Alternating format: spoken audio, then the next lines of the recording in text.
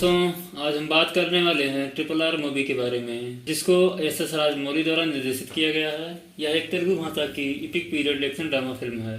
इस फिल्म में जूनियर एनटीआर और रामचरण मुख्य भूमिका में हैं। यह फिल्म 1920 के दशक में दो महान क्रांतिकारियों अल्लूरी सीताराम राजू और कोमाराम भीम से संबंधित है। फिल्म की शुरुआत में हम एक बच्ची को देखते हैं जो गाना गाते हुए एक विदेशी महिला, जो कि ब्रिटिश गवर्नर स्कॉट की पत्नी थी, उसके हाथ में टैटू बना रही होती है। कैथरीन को उस बच्ची का गाना और उसकी कलाकारी बहुत पसंद आती है। उस बच्ची का नाम मल्ली होता है।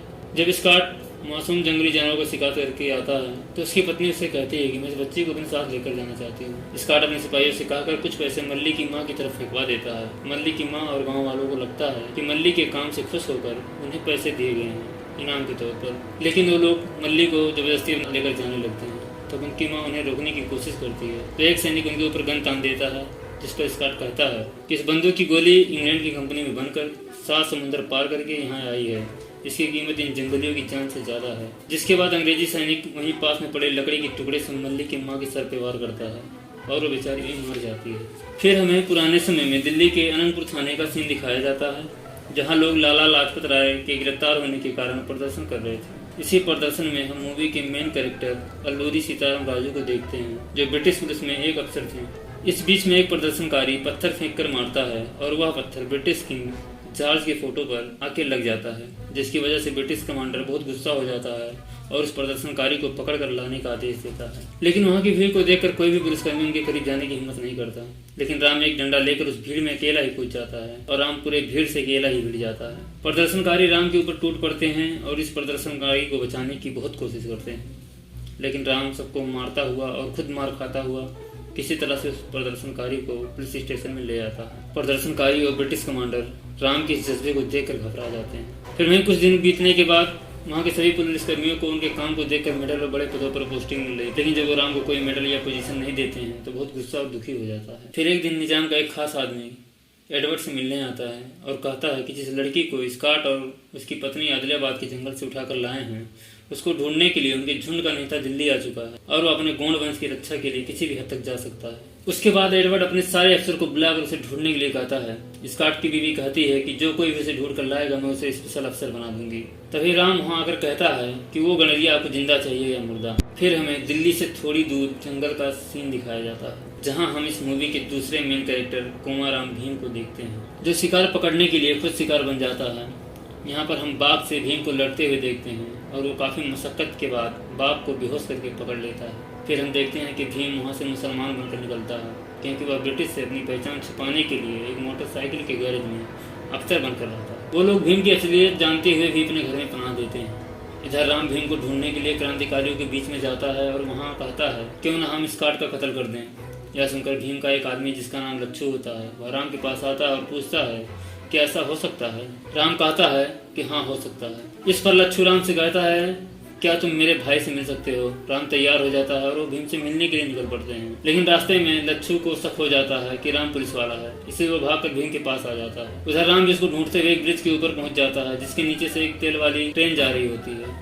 वहीं पास में अक्सर एक लड़के को पैसे देकर नदी में मछली पकड़ने के लिए भेजता है। तभी ट्रेन में आग लग जाती है और ट्रेन के डिब्बे नीचे गिरने लगते हैं। वो मछली पकड़ने गया हुआ लड़का वहीं फंस जाता है, जिसको बचाने के लिए दोनों एक साथ आते हैं और लड़की को बचा लेते हैं। जिसके बाद अख्तर और राम की बहुत अच्छी दोस्ती हो जाती है। फिर एक दिन अख्तर एक ब्रिटिश लड़की को देखता है जिससे उससे प्यार हो जाता है, लेकिन अख्तर उससे बात करने से डरता है। फिर राम उस लड़की से नजदीकियां बढ़ाने में हेल्प करता है, जिससे वो एक दूसरे को पसंद करने लगते हैं। उस लड़की का नाम जेनिफर होता है। फिर एक दिन जेनिफर अख्तर को अपने घर पे ले जाती है, जहाँ पर मल्ली को रखा गया होता है। वो किसी तरह से मल्ली से मिलता है और कहता है कि मैं बहुत जल्द यहाँ से उसे ले जाऊँगा। फिर इधर राम लच्छू को पकड़ लेता है और उसे बहुत मारता है, लेकिन लच्छू भीम के बारे में कुछ भी नहीं बताता है। अगले सीन में हम राम के मंगेतर को दिखाया जाता है, जिससे गाँव वाले पूछते हैं कि क्या राम अपना वादा पूरा कर पाएगा, क्या वो हम सबको याद करता होगा। इधर लच्छू को राम अकेला छोड़कर कहीं चला जाता है। वहाँ लच्छू के पास एक सांप आता है, जिससे लच्छू पकड़ लेता है और राम के आने पर उसके ऊपर फेंक देता है, जिससे सांप राम को बाइट कर लेता है। लच्छू राम से कहता है कि इस सांप के काटने के बाद तुम 1 घंटे में मर जाओगे। राम लच्छू की रस्सियाँ काट देता है और वह अख्तर से मिलने के लिए जाता है। अख्तर जब राम को देखता है तो उसकी हालत बहुत ख़राब होती है और वो उसे कुछ दवाई पिलाता है और कहता है कि तुम जल्दी ठीक हो जाओगे। इसी दौरान राम को भी पता चल जाता है कि अख्तर हिंदू है और फिर अख्तर अपना रक्षा मंत्र राम को पहना देता है और वो राम को अपनी असलियत बताता है कि वह अख्तर नहीं भीम है और वो उस बच्ची को छुड़ाने का प्लान भी बता देता है। फिर अगले सीन में हमको दिखाया जाता है कि भीम एक ट्रक लेकर अंग्रेजों के पैलेस में जाता है और ट्रक के पिंजरे में रखे सभी जंगली जानवरों को खोल देता है। कुछ देर तक वहाँ पर तबाही मची हुई होती है। फिर राम वहाँ पर आता है और भीम को तब पता चलता है कि राम ब्रिटिश पुलिस में है। राम भीम को पकड़ने की बहुत कोशिश करता है लेकिन पकड़ नहीं पाता है। फिर राम कहता है कि अगर तुम नहीं हार मानोगे तो वह लोग मल्ली को मार देंगे। फिर राम भीम को गिरफ्तार कर लेता है। फिर वहाँ के गवर्नर राम को स्पेशल अफसर बना देते हैं और उसे हथियारों की देखरेख की सारी जिम्मेदारी भी दे दी जाती है। फिर हमें पास्ट में राम के पिताजी वेंकटा रामाराव को दिखाया जाता है जो ब्रिटिश में सिपाही होते हैं और ब्रिटिश सरकार से विद्रोह कर लेते हैं और अपने गांव वालों को सिपाही बनाने का फैसला करते हैं।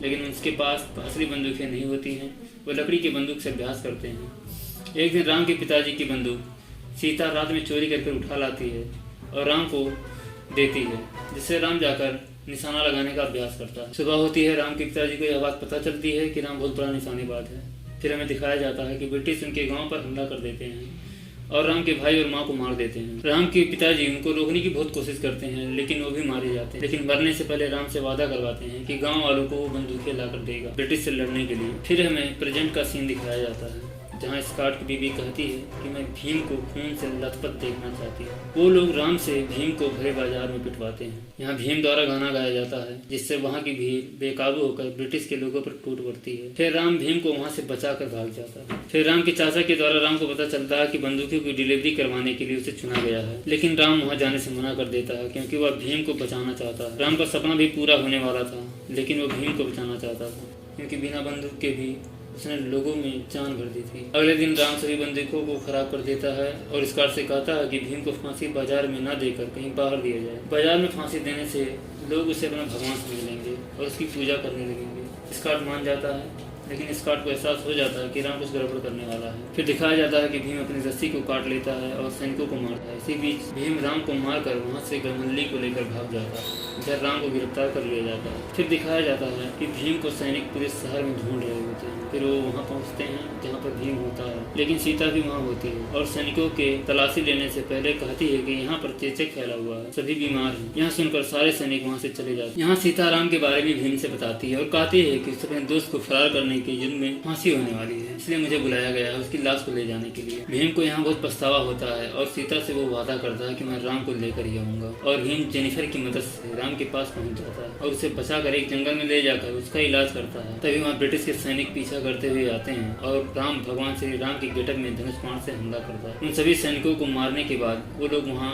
स्कॉट के महल की तरफ बढ़ते हैं और भीम के मोटरसाइकिल को हवा में उछाल दिया जाता है जिस पर राम बाण से आग लगा देता है और मोटरसाइकिल महल के उस कमरे में गिरता है जहाँ पर उसका बारूद रखा होता है। बारूद के फटने की वजह से स्कॉट की पत्नी मर जाती है और राम स्कॉट से कहता है कि इंग्लैंड की बनी 7 समुंदर से पार आई बुलेट्स को तुम फेंक कैसे सकते हो, इसे अपने सीने में सजा के रखो। और भीम से कहता है लोड एम फायर और बुलेट स्कॉट के हाथ को चीरते हुए उसके सीने में घुस जाती है। फिर हमें अगले सीन में दिखाया जाता है कि वो लोग बंदूक से भरे ट्रक को लेकर राम के गांव में जाते हैं और जेनिफर भी वहाँ भीम के साथ होती है। इस तरह से यह मूवी यहीं खत्म हो जाती है। हेलो दोस्तों, आज हम बात करने वाले हैं RRR मूवी के बारे में।